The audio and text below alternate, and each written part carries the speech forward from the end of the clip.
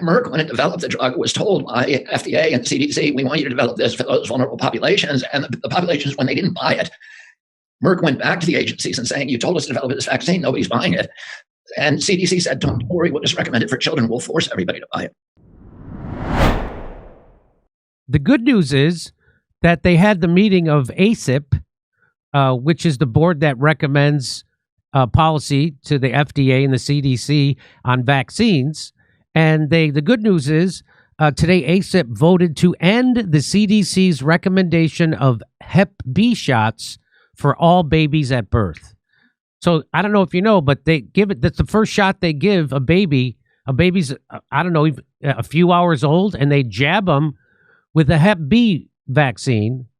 And again, there's no randomized controlled double-blind placebo studies on any of this stuff. Well, Jimmy, we do live in the Congo during Civil War, so it makes sense that they would have to test a baby for that. Right. So there's no, but they, so finally the vote was 8-3.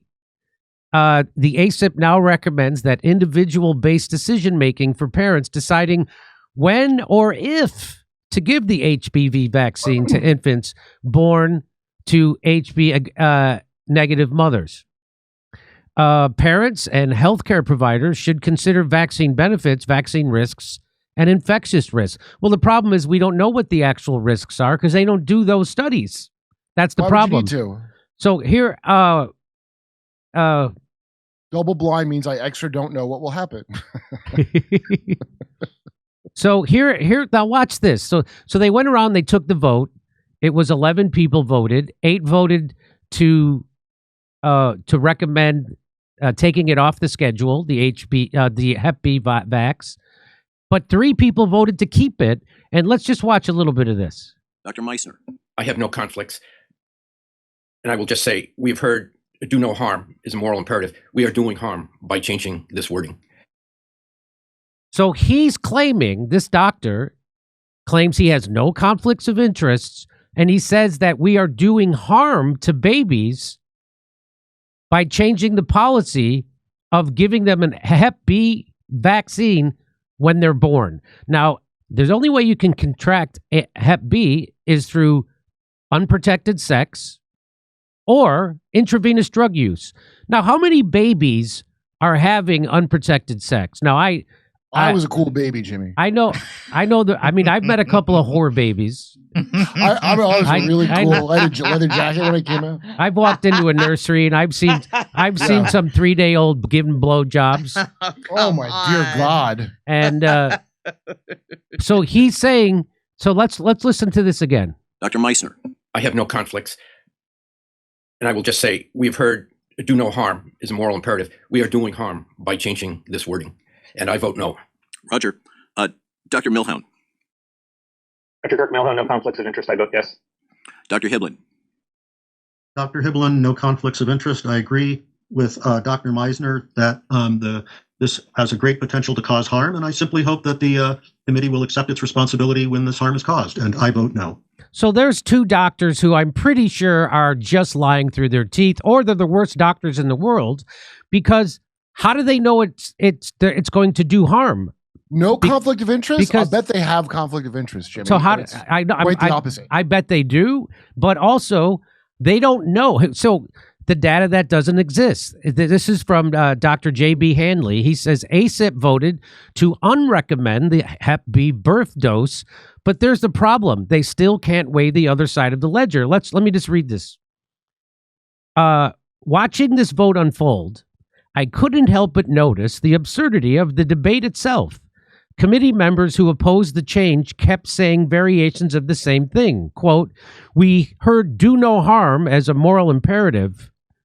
We are doing harm by changing this wording. You just heard 2 people say that. 2 of those doctors that voted to keep jabbing babies as soon as they come out of the womb with a Hep B vaccine that has, again, no placebo studies, that you can't catch hepatitis unless it's through unprotected, risky sex or intravenous drug use. So why would you give it to a baby? Why wouldn't you give it to a grown-up? Well, another said no rational science has been presented to support the change. And therein lies the fundamental problem with ACIP. and with the entire vaccine regulatory apparatus in America. They literally cannot weigh risk versus benefit because they only have data on one side of the scale. When ACIP debates adding or removing a vaccine from the schedule, they can produce endless data on disease incidence. They can show you charts demonstrating how hepatitis B cases in infants dropped from thousands to single digits after 1991. They can model projected infections if vaccination rates decline. They have this data at their fingertips because tracking infectious disease is something our public health apparatus actually does. But ask them to produce equivalent data on vaccine injury, and you'll get silence. Silence. Not the data shows injuries are rare. Not here's our comprehensive tracking of adverse events. Nothing. Avoid where information should be, and this is not an accident. This is by design. So they don't know what the harmful effects of these vaccines are to these babies, and this is by design. The safety trials for Engerix B, and Recombinac VHB, 2 hepatitis B vaccines given to American newborns, monitored adverse events for 4 to 5 days after injection. That's it. They didn't monitor them for a year or 6 months or 5 years or 10 years, which is how long you're supposed to monitor. That's it. 4 to 5 days.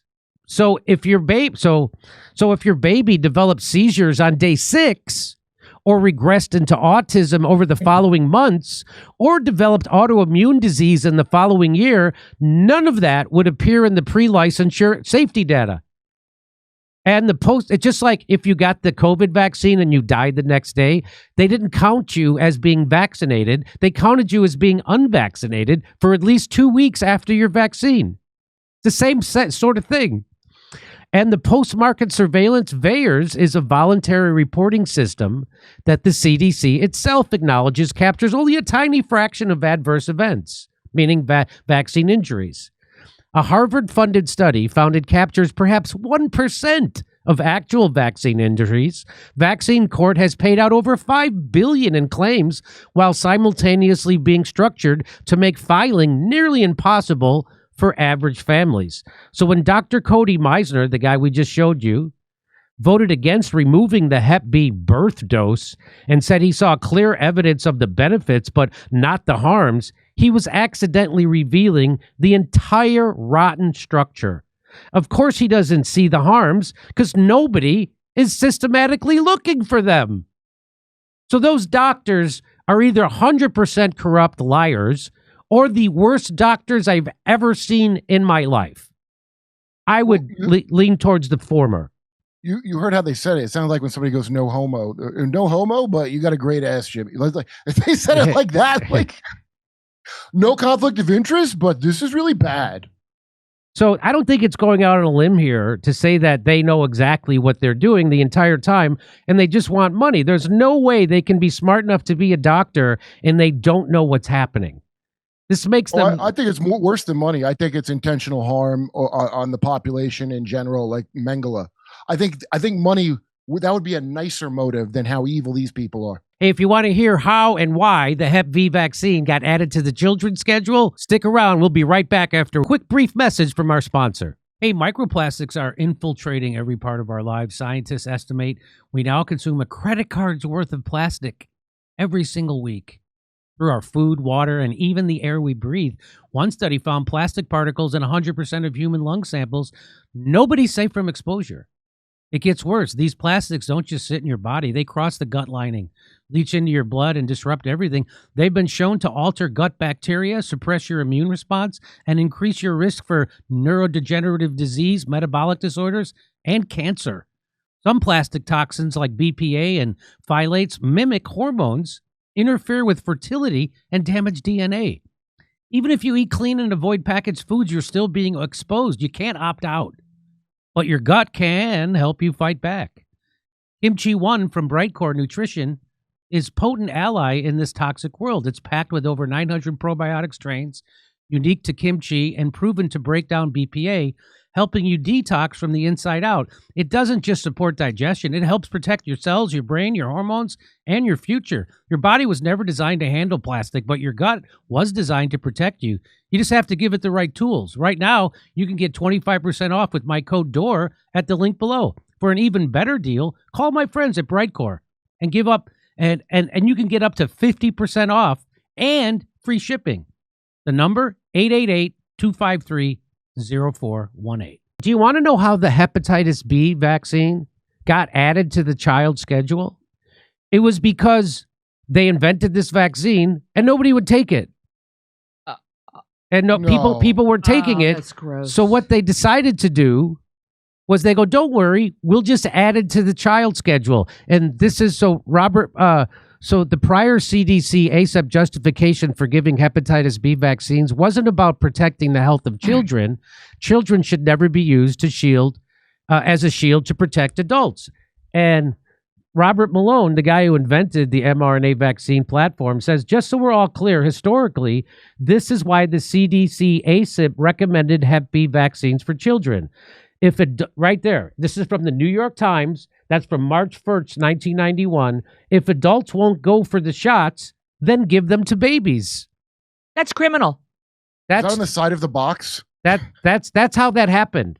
You think that's the slogan of those vaccines? That right? That's the slogan. Just give them to babies. So shrug. So it says here, this is from March 1st, 1991, the New York Times, second paragraph. It says, it is the first time that Immunization Practices Advisory Committee of the Public Health Service has recommended vaccinating children for a disease whose victims are almost always adults. But here's Robert Kennedy's going to tell you why they did this. Most of the vaccines after 1989 were added not for public health reasons, but for pharmaceutical profit reasons. So why are we vaccinating one-day-old babies for hepatitis B when the only way they're going to get hepatitis B is, hepatitis B is sexually transmitted. You get it from having sex with from multiple partners in gay sex or from sex workers or intravenous drug use. Why would you give that to a baby? It clearly, the only reason, in fact, Merck, when it developed the drug, was told by FDA and CDC, we want you to develop this for those vulnerable populations. And the populations, when they didn't buy it, Merck went back to the agencies and saying, you told us to develop this vaccine, nobody's buying it. And CDC said, don't worry, we'll just recommend it for children. We'll force everybody to buy it.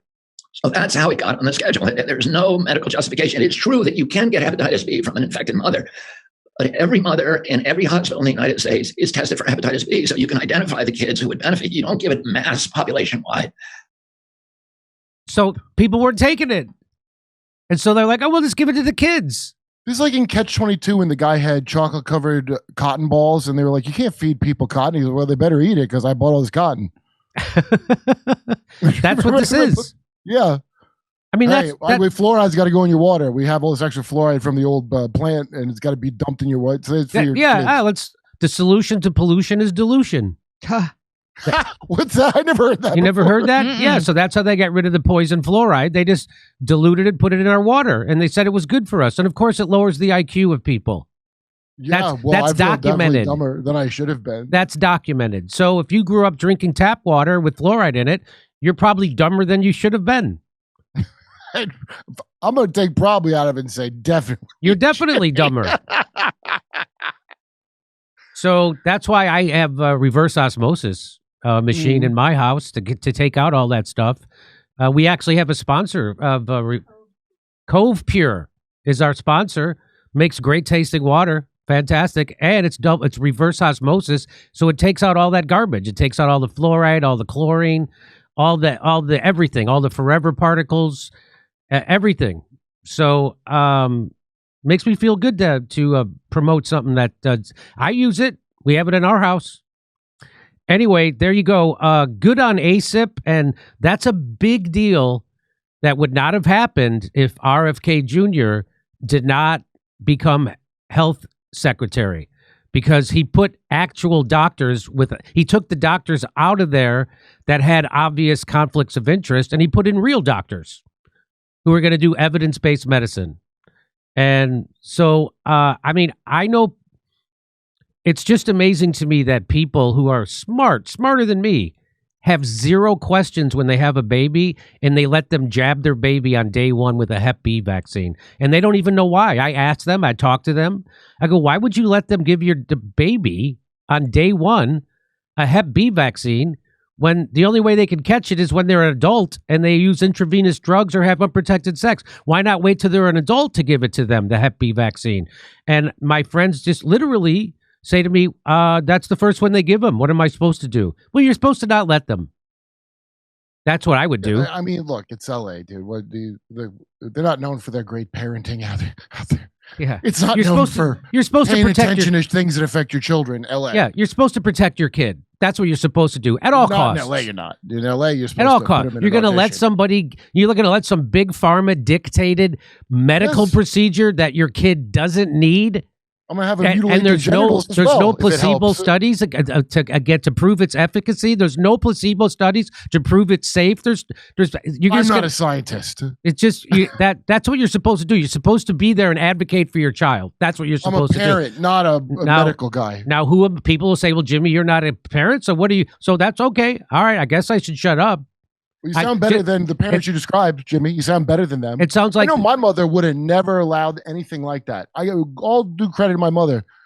She wouldn't have guzzled Tylenol if she heard Tylenol was bad for babies. She'd have stayed the fuck away from it on the off chance it would harm her children. So the thing of shaming mothers who did that, yeah, you should be ashamed. You stink. You're supposed to not do that, stupid. I hope you feel ashamed. So this is a big deal that babies won't be shot up with Hep B vaccine. And I say good on the ACIP committee, good on Dr. Robert Malone, and good on RFK Jr. And even for all his bad poetry, he's doing great work. Okay. I mean, that's like shutting down the border, how they did finally. It was like so easy to do. They could shut down. They didn't need a wall. Turns out Trump didn't need a wall. Nobody needed a wall. They could shut down the border at the snap of a finger. Yeah, everybody could have done their job. Just we didn't need to take our shoes off at the airport for 20 years. Yeah, that's right. So if you like to hear my jokes about this Hep B vaccine, you can come see me January 11th in Waikiki at the Blue Note. It's a beautiful room. See you in Waikiki January 11th. It's a Sunday. Then I'll see you January 30th at the Comedy Store in Los Angeles. There's only 70 tickets, so you better get your tickets quick. Hey, come see me on tour January 11th in Waikiki, Hawaii, and January 30th in Los Angeles at the Comedy Store. Go to jimmydore.com for a link for tickets.